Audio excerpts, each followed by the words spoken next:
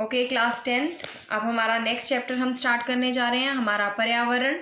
पर्यावरण का अर्थ होता है पर्यावरण, यानी कि everything around an organism, right, जो जीव को प्रत्यक्ष और अप्रत्यक्ष रूप से प्रभावित करती है। डायरेक्टली, प्रत्यक्ष और अप्रत्यक्ष का मतलब होता है डायरेक्टली और इनडायरेक्टली अफेक्ट करती है, वो पर्यावरण कहलाती है। तो पर्यावरण क्या हो गया? जीवों के चारों ओर उपस्थित वो एरिया जो उन्हें घेरे रहता है और जो उसको डायरेक्टली और इनडायरेक्टली अफेक्ट करता है, वो उसका पर्यावरण होता है। ठीक है।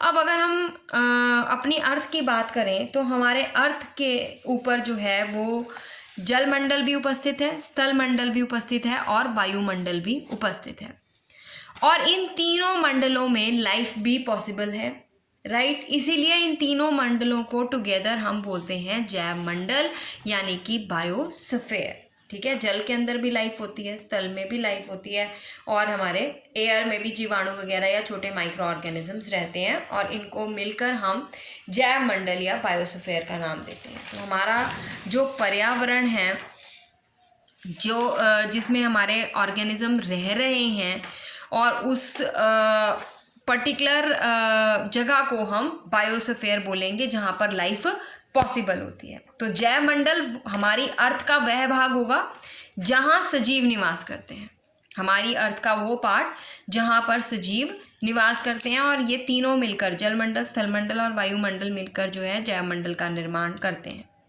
राइट। अब हमारे पास इस आपके जो चैप्टर है, उस चैप्टर में हमने पढ़ना है कि हमारे मनुष्य की एक्टिविटीज़ जो हैं वो किस तरह से हमारे पर्यावरण को अफेक्ट कर रही हैं। ठीक है। एज़ फॉर एज आपका जो सिलेबस है, जो 30% डिडक्ट हुआ है, तो उस 30% सिलेबस में आपके इस चैप्टर में से 2 टॉपिक्स कम हो गए बेटा, एक पारितंत्र और एक ओजोन का अपक्षयन। ठीक है। मैं अभी आपको दिखा देती हूँ, देखिए यहाँ पे पारितंत्र वाला और ओजोन का अपक्षयन। अब मैं आपको बताऊं कि ये जो चैप्टर के रेस्ट ऑफ द पार्ट हैं वो आपको तब तक समझ में नहीं आएंगे जब तक आप पारितंत्र नहीं समझेंगे। वो मैं आपको जब ये पूरा चैप्टर आगे कंटिन्यू करूँगी उसी के बीच में समझा दूँगी, ताकि आपको बाकी के टॉपिक भी क्लियर हो जाएं।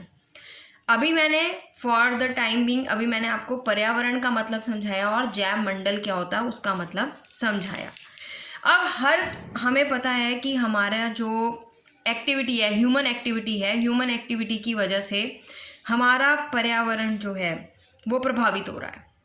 आप लोगों ने बायोजियोकेमिकल साइकिल्स पढ़े हैं 9th क्लास में, जिसमें आपने नाइट्रोजन साइकिल पढ़ा, ठीक है, कार्बन साइकिल पढ़ा, ऑक्सीजन साइकिल पढ़ा। तो ये जो साइकिल हैं ये हमारे पर्यावरण में रोटेट होते रहे, है ना। ये जो कार्बन है ये रोटेट होकर दोबारा से वापस आ जाती है, नाइट्रोजन रोटेट होकर कई फॉर्म्स में रोटेट होकर दोबारा से वापस आ जाती है, अगर आप इन साइकिल्स को रिकॉल करो। पर हमारी मनुष्य की गतिविधियाँ इन बायोजियोकेमिकल साइकिल्स के ऊपर किस तरह से इफेक्ट डाल रही हैं वो हमने इस चैप्टर में पढ़ना है, यानी कि हमारी गतिविधियों से हमारा पर्यावरण किस तरह से इफेक्टेड हो रहा है वो हम इसमें पढ़ेंगे। देखिए अब हमारा जो नेक्स्ट टॉपिक है, क्या होता है जब हम अपने अपशिष्ट पर्यावरण में डालते हैं। डेली की एक्टिविटीज़ में हमारे बहुत से ऐसी चीज़ें हैं जो वेस्ट हो जाती हैं और जिन्हें हम फेंक देते हैं। अब फेंकने के बाद जैसे हमने वेजिटेबल्स पील की, फेंक दिया, उसके छिलकों को फेंक दिया। हम बाहर से कोई चीज़ लेकर आए पॉलीथीन में, और पॉलीथीन से वो चीज़ निकाली और अपने प्लास्टिक्स को फेंक दिया। हम अल्टीमेटली कूड़ा जो है वो फेंकते जा रहे हैं, कई सालों से फेंकते जा रहे हैं। ये अपशिष्ट यानी कि वेस्ट, ये कूड़ा अल्टीमेटली कहाँ जा रहा है, इसका क्या हो रहा है। ठीक है। ये चीज़ अब हमने इसमें पढ़नी है। हमारे पास हमने अपने वेस्ट को 2 पार्ट्स में क्लासिफाई किया है बच्चों। हमारा जो वेस्ट है, एक तो होता है जैव निम्नीकरणीय और एक होता है अजैव निम्नीकरणीय। ये इंपॉर्टेंट क्वेश्चन है from examination point of view से। अब जैव निम्नीकरणीय और अजैव निम्नीकरणीय, जैव निम्नीकरणीय मतलब बायोडिग्रेडेबल वेस्ट, ठीक है। यानी कि वो वेस्ट जिसको हम अपघटित कर सकते हैं जीवाणुओं की हेल्प से, जिसका अपघटन हो सकता है और वो दोबारा से हमारी मिट्टी में वापस जो है वो मिल जाता है और मतलब हमारे लिए नुकसानदायक नहीं होता। और नॉन बायोडिग्रेडेबल वेस्ट या अजैव निम्नीकरणीय वेस्ट, जिसको हमारे माइक्रो ऑर्गेनिज्म या जो जीवाणु हैं डिकम्पोज नहीं कर पाते, उन्हें अजैव निम्नीकरणीय वेस्ट कहते हैं। ठीक है, अब इनके एग्जाम्पल से आपको ज़्यादा क्लियर हो जाएगा। जैव निम्नीकरणीय में हमारे पास हमारा आ जाता है पेपर आ जाएगा, हमारे वेजिटेबल्स के छिलके आ जाएंगे, राइट, ये या फिर सूखी पत्तियां आ जाएंगी, जो पत्तियां हमारे प्लांट्स से झड़ती हैं, राइट, ये सारी की सारी जो है बायोडिग्रेडेबल वेस्ट के अंदर आती हैं, जो इजीली डिग्रेड हो जाता है, अपघटित हो जाता है, किसके द्वारा, हमारी जीवाणु या दूसरे और हमारे जो माइक्रो ऑर्गेनिज्म है, मृतोपजीवी हैं या फंजाई हैं, जिसे हम बोलते हैं कवक बोलते हैं, जिसे कवकों के द्वारा वो डिग्रेड हो जाता है। और अजैव निम्नीकरणीय जैसे हमारा प्लास्टिक वेस्ट है, मेटल के कैंस हैं, थर्मोकोल्स हैं, जिनको हम अपघटित नहीं कर सकते। और यही वाला जो वेस्ट होता है ये हमारे पर्यावरण को हानि पहुंचाता है, जो हमारे पर्यावरण पर में लंबे समय तक बने रहते हैं, क्योंकि इनके अपघटन को बहुत साल लग जाते हैं और हाई प्रेशर के अंदर ही अपघटित होते हैं, इसीलिए ये हमारे पर्यावरण में ऐसे ही बने रहते हैं और हमारे पर्यावरण को हानि पहुंचाते हैं। ठीक है, फिर आगे इस चैप्टर में हमारा नेक्स्ट टॉपिक है पारितंत्र। इस पारितंत्र वाला टॉपिक आपके इस बार के सिलेबस में यानी कि 2021 वाले सिलेबस में कट हो गया है, पर इसका छोटा सा आपको मैं ब्रीफ में ज़रूर बताऊंगी, क्योंकि अगर ये नहीं बताऊंगी तो आप लोगों को आगे खाद्य श्रृंखला और खाद्य जाल वाला टॉपिक समझ में नहीं आएगा। आपको थोड़ी सी इंट्रोडक्शन पारितंत्र की देती हूँ। पारितंत्र या इकोसिस्टम, राइट, ये होता है एक्चुअली में पारस्परिक अनुक्रियाएं, किसके बीच में, लिविंग और नॉन लिविंग कंपोनेंट्स के बीच में। हमारे किसी भी क्षेत्र में जीव और वातावरण के बीच में संयुक्त रूप से एक रिलेशनशिप बना रहता है और उस रिलेशनशिप को ही हम इकोसिस्टम बोलते हैं। ठीक है, पारितंत्र के जो मुख्य घटक हैं वो हमारे पास होते हैं बायोटिक और एबायोटिक कंपोनेंट्स, यानी कि जैव घटक और अजैव घटक। यहाँ पे देखो दिए हुए हैं। जैव घटक में सारे लिविंग ऑर्गेनिज्म आ जाते हैं, चाहे वो पौधे हैं, चाहे वो सूक्ष्म जीव हैं, चाहे वो एनिमल्स हैं। और अजैव घटक में हमारे पास हमारा सारे भौतिक कारक, सारे फिजिकल फैक्टर्स आएंगे, जैसे हमारा टेम्परेचर, वर्षा, वायु, मृदा यानी कि मिट्टी। ठीक है, ये सारे के सारे अजैव घटक हैं। अब हमारे पास ये देखिए कि पारितंत्र में ये दोनों घटक एक दूसरे के ऊपर डिपेंडेंट होते हैं। कभी भी हम अजैविक घटकों के बिना हम जीवित नहीं रह सकते।